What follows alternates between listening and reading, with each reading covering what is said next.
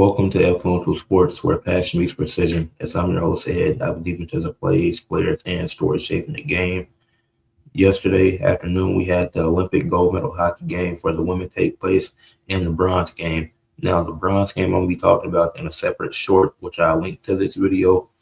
But we're here to focus on the gold medal game between Canada and USA, who I feel like are the two best teams when it comes to hockey. I feel like the two best countries that produce in hockey talent. I think that for the men as well. Now we'll see what happens with the men today. Today and tomorrow we'll see what happens. But this was a really good game. I enjoyed it. And Canada had USA on the ropes. They almost came through with the win. But let's go period by period and talk about what happened. The first period gets started. Just a few shots on goal, nothing crazy. Both teams just filling out process, trying to see what they can do, looking for the best shots. And they got a few solid looks, but both goalkeepers played really well in that first period.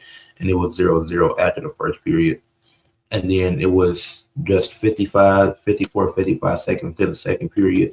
O'Neill, she scored, giving Canada a goal. That was the first goal of the game. And then it was Canada led 1-0. Then throughout the rest of that second period, both teams' shots and goal increased, and both teams had more aggressive in that second period and trying to score, especially the USA. Even though Canada, they were still trying to keep that pressure on. I guess they know how good USA can be and how easily they could tie the game up. And so both teams, a lot of pressure on the goals, but once again, both goalkeepers playing really well. Canada had 1-0 to end the second period. And then third period, it's really much of the same. USA is just more aggressive. Canada trying to protect their goal. Canada trying to at least score one more time because they know if the USA scores, and it could go to overtime. So Canada, they had USA on the ropes, like I said just a few seconds ago. Had USA on the ropes for the most part. 2:23 mark is still 1-0. That's when USA decides, you know what, we're going empty net so we can have an extra attacker.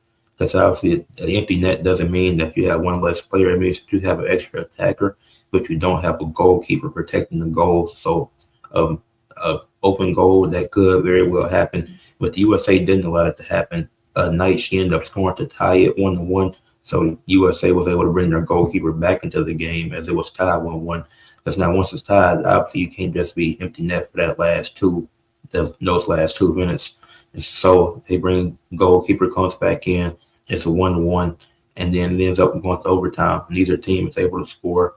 Great goalkeeping throughout the game, like I said. So it's 1-1 going into overtime, and then it's around the 15:55 mark. It was Keller. She had the game-winning goal for Team USA.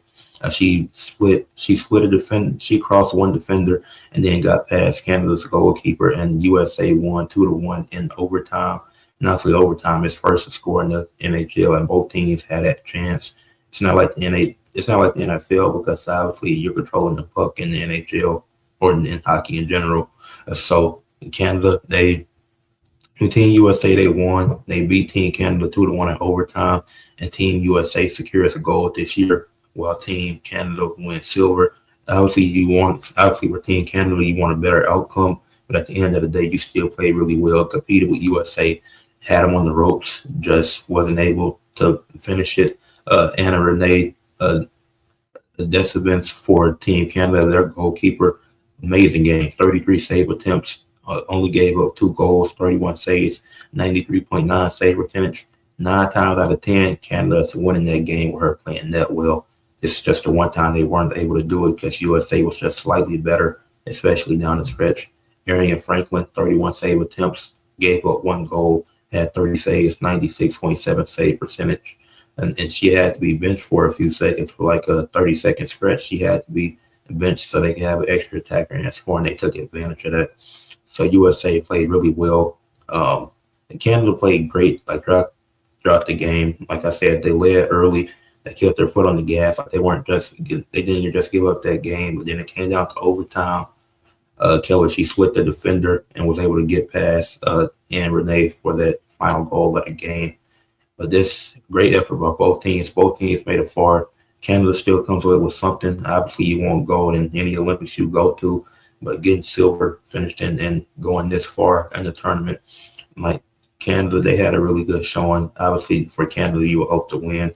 For me, I'm happy that USA won, but like US, this is great. USA continues winning gold in these Olympics, whether it be winter or summer Olympics, no matter what the sport be.